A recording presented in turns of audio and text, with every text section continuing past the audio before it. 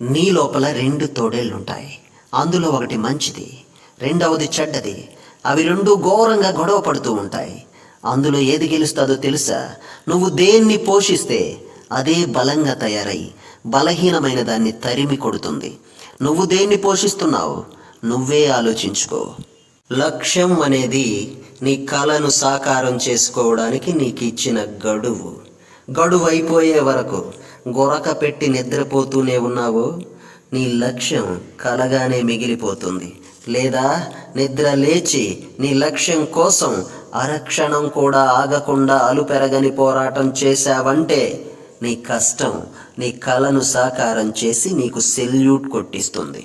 ఈరోజు నువ్వు చేయగలిగిన పనిని రేపటికి వదిలేయకు. అలా చేస్తున్నావంటే ఈరోజు నువ్వు చేస్తున్న పని కూడా ఈ రోజుది అయ్యుండదు, నిన్నటిదో మొన్నటిదో అయ్యుంటుంది. దాని అర్థం జీవితంలో నువ్వు వెనక్కి వెళుతున్నావు, ముందుకెళ్ళటం లేదు. ఇది కూడా నీకు అర్థం కావటం లేదు. నీ జీవితంలో ముందుకెళ్ళాలి అంటే రానున్న 2-3 రోజుల పనిని ముందే ముగించేటట్లు ముహూర్తం పెట్టుకో. నీ శత్రువుల తప్పుల్ని నువ్వు పట్టించుకోవడం మానే. పట్టించుకున్నావో వాళ్ళ తప్పుల కోసం నీ శత్రువులతో నువ్వు పోరాటం చేయాల్సి వస్తుంది. ఎవడో తప్పుల కోసం నువ్వు పోరాటం చేస్తూ ఉంటే నీ కోసం నువ్వెప్పుడు పోరాటం చేస్తావు? అందరితో బాగుండాలి అనుకోకు, అది అసాధ్యం. అందరితో బాగుండాలనుకునేవాడు ఎవరికి నమ్మకమైన మిత్రుడిగా ఉండలేడు. ఎందుకంటే అందరికీ అన్ని విషయాలు చేరవేసే అలవాటు వాడికే ఉంది అనుకుంటారు.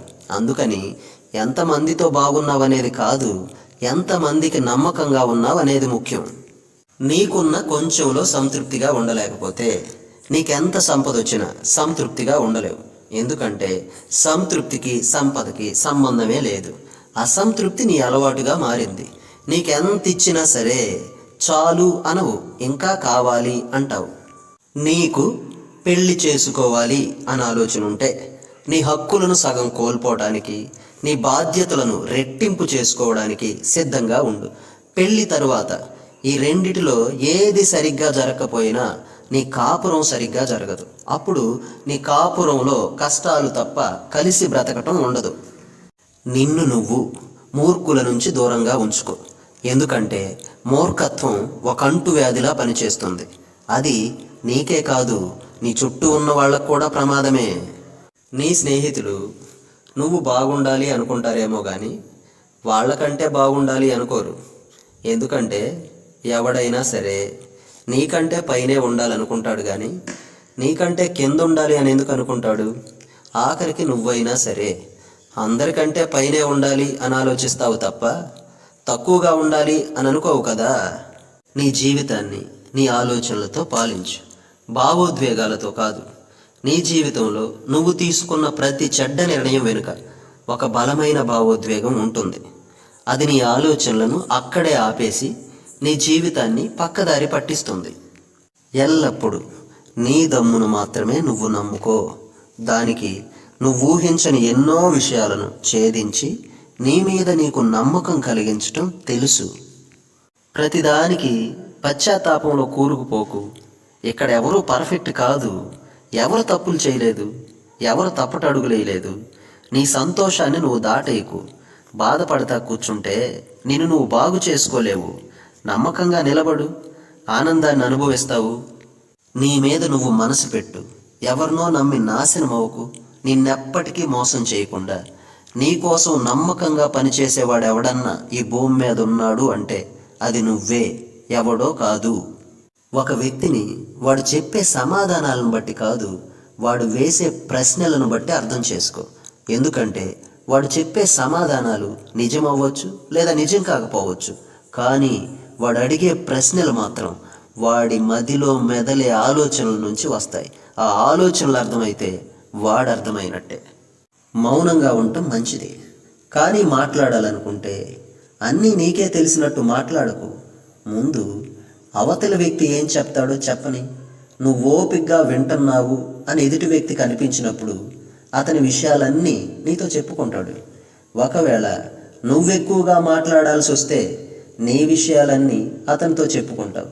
సమస్యను వినేవాడి కంటే సమస్యను చెప్పేవాడే తెలివి తక్కువడు. నువ్వెక్కడున్నావో అక్కడే ఉండి నీ దగ్గర ఏముందో దానితోనే నువ్వేం చెయ్యగలవో అదే చెయ్యి. కాకపోతే ఆ పనిలో నీకంటే ఇంకెవ్వడూ పెట్టలేనంత శ్రద్ధ పెట్టు. ఈ పనిని ఇలా కూడా చెయ్యొచ్చా అనుకునేలా చెయ్యి. ఏ పని చేస్తున్నావనేది ముఖ్యం కాదు, నువ్వు చేస్తున్న పనిని నువ్వే స్థాయిలోకి తీసుకెళ్తావు అనేది ముఖ్యం. నేనెందుకు ఇంత కష్టపడాల్సి వస్తుంది అని కృంగిపోకు. కేవలం నీ కష్టం వల్ల మాత్రమే ఏదో ఒక రోజు నీ పరిస్థితులన్నీ చక్కబడతాయి. ఆ రోజు నువ్వు వెనక్కి తిరిగి ఒకసారి నీ జీవితాన్ని చూసుకుంటే నేనేనా ఇదంతా చేసింది అని గర్వపడతావు, ఆశ్చర్యపోతావు. ఇంకొంచెం కష్టపడుంటే ఇంకెంత సాధించేవాణ్ణో అని ఆలోచిస్తావు. నీ గతాన్ని ఎంతమంది ఎంత విమర్శించినా సరే, ఎవరిష్టపడినా ఇష్టపడకపోయినా సరే, నీ గతాన్ని నువ్వు మాత్రం క్షమించుకోవాల్సిందే. ఎందుకంటే ఇక్కడెవడూ పవిత్రుడు కాదు, ఎవడి బొక్కలు ఆడుకుంటాయి. కాకపోతే పక్కనోడి తప్పులను చూడటానికి మాత్రం పట్టపగలు 10 మందిలో భూతద్దాలను ఆడుతారు. ఎవడి తప్పుల్ని వాడిని చూసుకోమంటే మాత్రం ఎవరూ లేనప్పుడు లైట్లు ఆరిపేసి మరీ చెమ్మ చీకట్లో చూసుకుంటారు. అందుకనే నీ జీవితాన్ని నువ్వు ఇష్టపడు. అప్పుడే నీ జీవితాన్ని నువ్వు జాగ్రత్తగా మలుచుకుంటావు. చెడు వ్యక్తులకు నువ్వు దూరంగా వెళ్ళలేకపోతే మంచి వ్యక్తులకు దగ్గరవలేవు.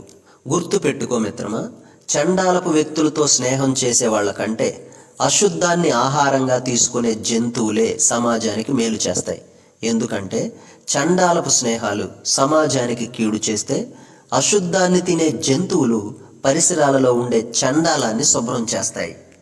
నీ విలువను, మంచితనాన్ని అంగీకరించలేనోళ్ళు ఎప్పుడూ ఈ సమాజంలో ఉంటూనే ఉంటారు. అలాంటివన్నీ మామూలే. అంత మాత్రం చేత వాళ్ళు నన్ను లెక్క చేయలేదు, వీళ్ళు నన్ను లెక్క చేయలేదు అని లెక్కలేసుకుంటూ కూర్చున్నావే అనుకో, నీ జీవితం కోసం నువ్వెప్పుడు లెక్కలేసుకుంటావు? ఒకడు నిన్ను లెక్క చేయకపోవటం నీ తప్పు కాదు, అసలు నీ లెక్కలోనే లేనోడి కోసం లెక్కలేసుకుంటూ కూర్చున్నావు చూడు, అది నీ తప్పు.